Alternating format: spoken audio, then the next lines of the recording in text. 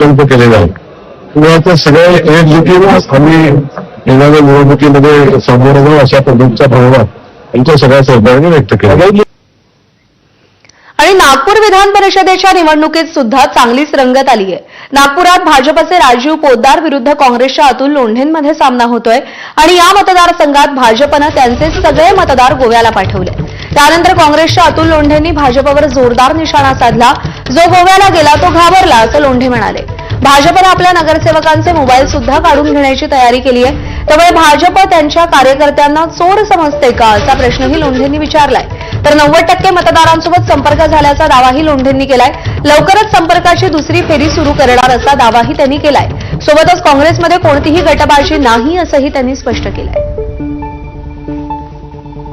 अतुलजी, मतदारांशी संपर्क कसा सुरू आहे आणि किती संपर्क तुमचा झालेला आहे? जवळपास 90% माझा संपर्क झालेला आहे. आज माझा संपर्क पूर्ण होऊन जाईल सगळ्या जिल्ह्यामध्ये. त्यामुळे आता दुसरा दौरा जो आहे तो माझा उद्यापासून पुन्हा सुरू होईल. नागपूरमध्ये काँग्रेसचे सर्व म्हणजे जर काँग्रेसच्या मतदारांची संख्या घेतली तर नागपूरमध्ये खूप मोठ्या संख्येने काँग्रेसचे नगरसेवक एकवटलेले आहेत, मतदार एकवटलेले आहेत.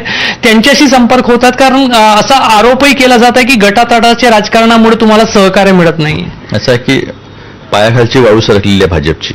त्यामुळे वेगवेगळ्या पद्धतीच्या बातम्या कशा पेरता येईल हा अश्लाघ्य प्रयत्न त्यांचा सुरू आहे या निवडणुकीत. प्रतिसादामुळे पायाखालची वाळू घसरलेली आहे. आम्ही असं ऐकलं की काल तर म्हणजे वाकुल्या दाखवत होते लोकशाहीला हे लोक. आम्ही सगळे चाललो गोव्याला. जो डर गया वो गोवा गया. बीजेपी म्हणजे माझं नगरसेवकांना म्हणणं आहे, बीजेपी पक्षाच्या नेत्यांना म्हणणं आहे, जो डर गया वो गोवा गया. कारण की हात दाखवून ते जसं पर्यटनाला थोडी चालले होते ते. आणि बावनकुळे साहेब म्हणतात की सगळ्या स्वखर्चाने चालले आहेत.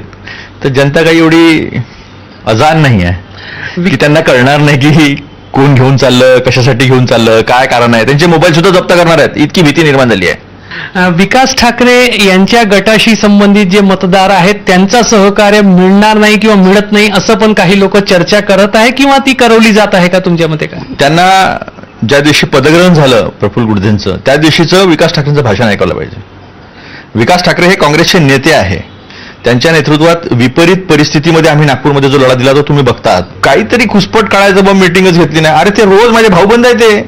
त्यांच्यासोबत रोज आम्ही उठून बसून राहिलो जेव्हापासून राजकारणात आहे. रोजचेच ओळखीचे आहेत ते. म्हणतात भैया आने की काय जरूरत आहे. काय आपल्या इथे हिंदी बोलतात जास्त का, म्हणजे आमच्याकडे येऊन तुम्ही वेळ कशाला घालवता, आम्ही तर तुमचे जाऊ.